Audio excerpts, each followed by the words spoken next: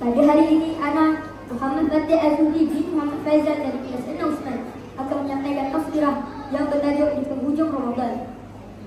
Alhamdulillah, Allah panjangkan umur kita. Sekolah kita kepada Allah kerana masih diberi peluang untuk berada sekali lagi di dalam madrasah Ramadan. Marilah kita mengambil peluang berada di hari-hari terakhir di dalam bulan yang mulia ini untuk kita tingkatkan amal ibadah seperti bertadarus, bersedekah, menunaikan solat secara berjemaah, menghubungkan silaturahim dan sebagainya. Hari Raya Aidilfitri yang bakal tiba ini, anaknya kongsikan 6 perkara sunnah yang dianjurkan untuk kita lakukan.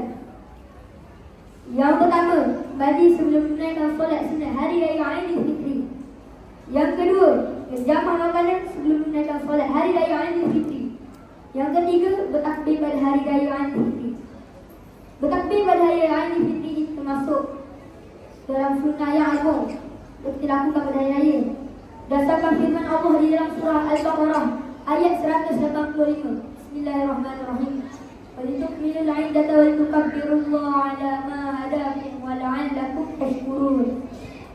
Maksudnya, dan juga supaya kamu cukupkan bilangan puasa sebulan Ramadan, dan supaya kamu membesarkan Allah kerana mendapatkan tunjuknya, dan supaya kamu bersyukur.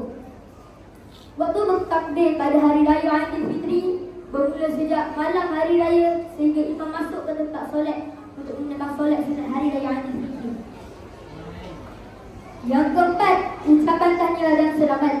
Ucapan tahniah dan selamat termasuk adab pada hari raya, iaitu saling memberikan ucapan tahniah dan selamat yang baik untuk satu sama lain. Tidak kiralah bentuk ucapannya. Ucapan ditunjukkan oleh Rasulullah dan para sahabat ialah taqabbalallahu minna wa minkum. Maksudnya, semoga Allah menerima amalanku dan amalanmu. Jawapannya, minna wa minkum taqabbal ya karim. Yang kelima, berhias pada hari raya. Tiada banyak hendak menjauhi hiasan sangat mencolok-mata apabila keluar daripada rumah. Begitu juga dengan pakai wangi-wangian yang melampau yang boleh mengundang fitnah bagi kaum nanti.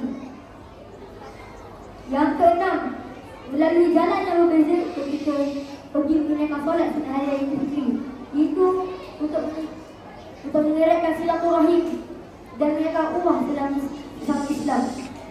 Akhir kalam, adalah kita berazam dengan niat yang kuat untuk meneruskan apa sahaja yang kita lakukan selama sebulan ini, seperti solat malam, berzikir, membaca Al-Quran, solat berjemaah, solat sunat, menuntut ilmu dan sebagainya.